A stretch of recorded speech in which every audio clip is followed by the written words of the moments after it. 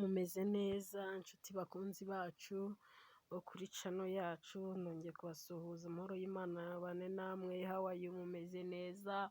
Hello, ni ukuri ndabashuje cyane kandi nkomeje kubishimira uburyo mukomeje gukanda subscribe. Nawe utarakanda subscribe ndakwifuriza gukanda subscribe, ugakanda no kunzogera kugira ngo ikiganiro cyose tuzajya tunyuzaho, ari ubuhamya, ari ibiganiro, ari inkuru, byose ni ukuri bizajya bibafasha. Kandi mukomeje kutwandikira comment, mukomeje gukanda like, ni ukuri turabishimiye cyane kandi amahoro y'Imana akomeze kubana namwe. Uyu munsi rero nifuje ko tuganira kuri iyi foto y'aba bantu, witwa ngo ni papa bitangaza na mama bitangaza. Wenda simvuga amazina yabo nyakuri y'ukuri, amazina yabo bwite murabazi abantu muba kuri social media. Uru rugo biratangaje cyane, numvise binambabaje kandi birababaje bavandimwe, kubona urugo rwari rumaze imyaka ingana gutya rusenyuka. Ntabwo ari ikintu cyo kwishimira, ahubwo ni ibintu bibabaje.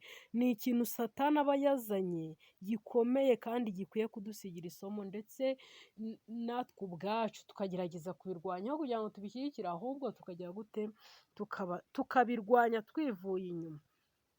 Shitani rero akunda gusenya ingo, kuko shitani ntabwo akunda umuryango nk'uko mubizi. Reba namwe kugira ngo urugo rube rumaze imyaka igera muri 10 shitani azana akantu gato cyane akuririreho. Mwagiye mubona abavugabutumwa bagiye bakora, reba bagiye bakora bafite Bibiliya, ahangaha bari bari kubwiriza, ugasanga nibo bubaka izindi ngo, nibo basengera izindi ngo, none urwabo nabo shitani araruhiritse. Nyabuneka ntabwo ari ikintu cyo kwishimirwa, ahubwo nje kubabwira ngo mubasengere, mureke dufatanye dusengere uyu muryango, tubagira inama, tubakomeze, aho kugira ngo tujyeho tugaragaza amafuti yabo, wenda tugaragaza amafuti y'uyu mupapa n'ay'umumama. Oya, ahubwo mureke tubunge, bongere bafatanye, kuko ijambo ry'Imana na Yesu yarabivuze ko ikintu Imana yafatanyije nta muntu ugomba kugitandukanya. Yego nibo bitandukanyije bo ubwabo, ariko nanone nimba abantu batandukanye, ntabwo twe tugomba kubatiza umurindi cyangwa se ngo tubyishimiye ngo abantu baratandukanye, ahubwo dukwiye kubunga. Hari umupasiteri witwa Pastor Mutesi, niwe nabonye wakoze akantu keza karanezeza, yabasengeye rwose, arabasengera avuga ati uyu muryango wongere wubakwe. Ni ukuri uriya mupasiteri ni umubyeyi mwiza pe, namukunze cyane, numvishe mbyishimiye. Hari abapasiteri benshi baba kuri izi mbuga nkoranyambaga kandi ni nabyo ni byiza. Mureke rero dufashe uyu muryango kugira ngo tuwusenye, kuko buriya hari ibintu byinshi shitani yanga. Shitani mu bintu yanga umuryango, kuko buriya umuryango niyo mpamvu mubona hazaho ibintu byinshi bitandukanye, ugasanga habayeho abatinganyi. Buriya nk'abatinganyi ni abantu barwanya umuryango, kubaho k'umuryango, kuko nimba abatinganyi babiri babanye ntabwo baba bazabyara ngo bororoke. Ni ukuvuga ngo intego y'Imana mu kurema umuntu bo baba bayiviyoye. Abarezibiyene n'abarezibiyene bo baviyoye iriya ntego y'Imana yo kure. Ni ukuvuga ngo ni abanzi b'umusaraba, ni abanzi b'Imana. Bo baza bopozinga iki Bible, bopozinga ibyo Bible ivuga. Bible nimba ivuga ngo umugore asige iwabo, asige se na nyina, n'umugabo nawe asige se na nyina, baze babane akaramata, babyare, bororoke, bagire umuryango. Abandi bakavuga ati twebwe tuzabana duhuje ibitsina. Ntabwo iyo ariyo gahunda y'Imana mu kurema umuntu, kuko Imana yaremye umugabo irangije ifata abemera Bibiliya, ariko kubemera Bibiliya n'abatemera Bibiliya bafite ibindi bemera, ariko icyo nzi cyo ni uko muzi umuryango uko uboneka. Biologically muzi uko umwana aboneka, biologically muzi icyo umuryango icyo ari cyo n'uburyo umuryango ugenda ukura. Rero shitani hari uburyo igenda yereka abantu ko umuryango ntacyo umaze. Hari abantu benshi usanga muri iyi si hari ibintu bikomeye cyane, usanga abantu benshi baranze gushaka, ugasanga nk'umuntu agize imyaka 50 yaranze gushaka. Iyo ni gahunda ya shitani. Muri gahunda y'Imana ibyo ntabwo birimo, yuko umuntu ashobora kugira imyaka 50 yaranze gushaka. Ni ukubera ikintu ko aba adashaka guforoma umuryango. umuntu ugasanga arashatse uyu munsi urugo ararusenye, ejo ashatse undi urugo ararusenye, ejo bundi akoze divorce. Iyo ni gahunda ya shitani, ntabwo ari umugambi w'Imana ku muntu.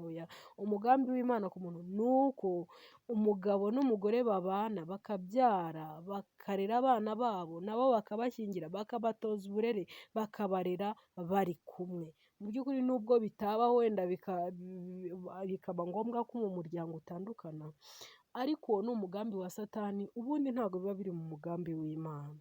Bantu b'Imana rero, uyu muryango njyewe warambabaje cyane, niyo mpamvu nkuvuzeho. Ntabwo divorce ari ikintu cyo kwishimira, nta n'ikintu mwaba muri kubwiriza abantu, kuko uyu munsi nimba abantu ari abapasiteri, akaba ari abakozi b'Imana, bakaba bakoze divorce, bakaza no kubitangaza, noneho buriya ni nk'aho baba baje kubwiriza abantu bati mwese mwashatse muve mu ngo mukore divorce mushaka abandi. Oya, ntago umuntu washakanye n'undi bagomba gutandukanywa n'akantu kose kabonetse. Oya, ahubwo iyo abantu bashwanye gato, ntago icya mbere ari ukubishyira ku mbuga nkoranyambaga. Icya mbere ni ugushaka umuryango ukabunga, cyangwa se nabo hagati yabo bagashaka n'inshuti. Sintekereza ko abantu babana imyaka irenze 5 nta nshuti bagira, ntabwo bishoboka. Hari abo basenganye, hari abo basengeye, hari abo bayoboye, bafite insengero bayoboye. Ubwo rero uwo ni umwuka mubi uba wateye mu bantu, ntabwo ari ibintu dukwiye gushyigikira, ntabwo ari ibintu dukwiye kurebera gutyo gusa, ahubwo dukwiye kongera tugasoma Bibiliya, tugasubira ku gicaniro tugasenga. Kubona umugabo ashobora kuba akuze akabona akeneye umugore ukiri mutoya, akumva yakongera akarambagiza agashaka, ni ikibazo gikomeye, ntabwo ari ibintu byo kurebera ngo museke.